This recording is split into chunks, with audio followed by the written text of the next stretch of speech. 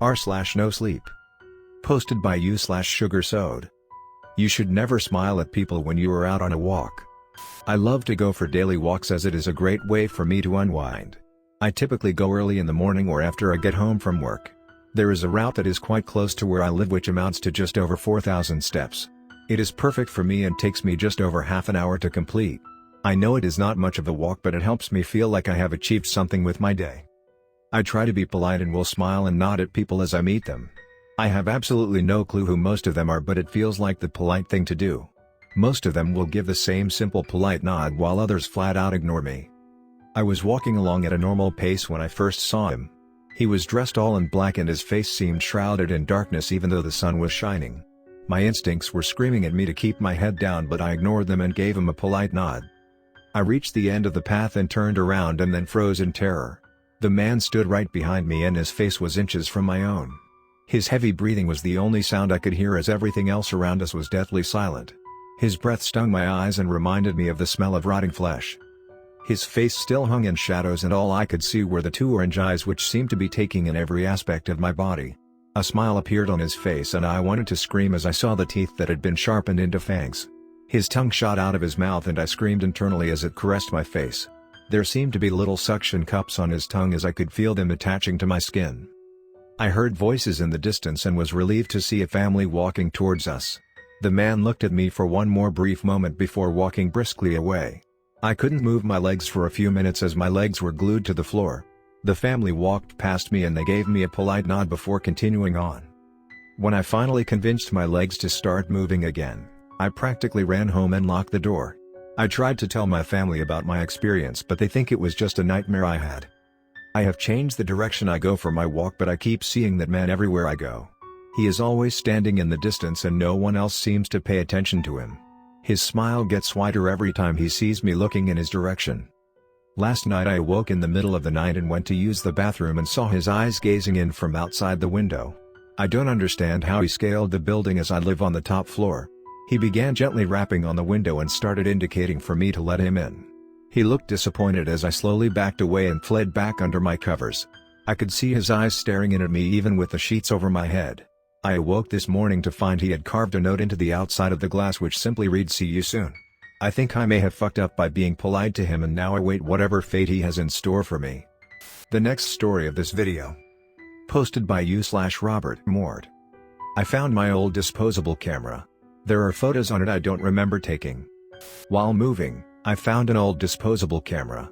It was stashed away in the drawer of an old dresser that I hadn't opened in years. Ha! Remember these things? I passed the camera to my wife. She flipped it over in her hands, in awe. Wow! A disposable camera. How old do you think it is? Probably from the late 90s, when we moved here. I clicked back the dial, but the big fat 0 came up. No photos left on it. Do you think there's any place that will still develop it? A quick Google search revealed that Walgreens and other pharmacies still developed disposable cameras. So that afternoon, we got in the car and dropped off the camera. A few hours later I picked up the big fat envelope of photos. We sat down at the kitchen table. Heart thrumming with excitement, I flipped it open. The very first photo was of my wife, Diane.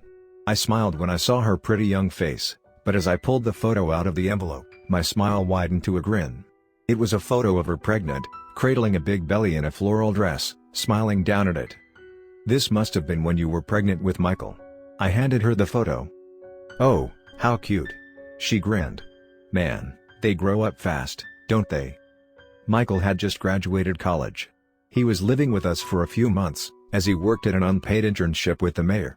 I looked at the photo of Diane, her face grainy and blurred compared to the ultra-crisp photos of today's smartphones, and felt a twang of sadness. I miss those days.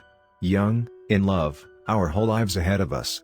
When Michael was a little baby who needed us, instead of a young adult who locked himself in his room all day. I flipped to the next photo. My heart plummeted.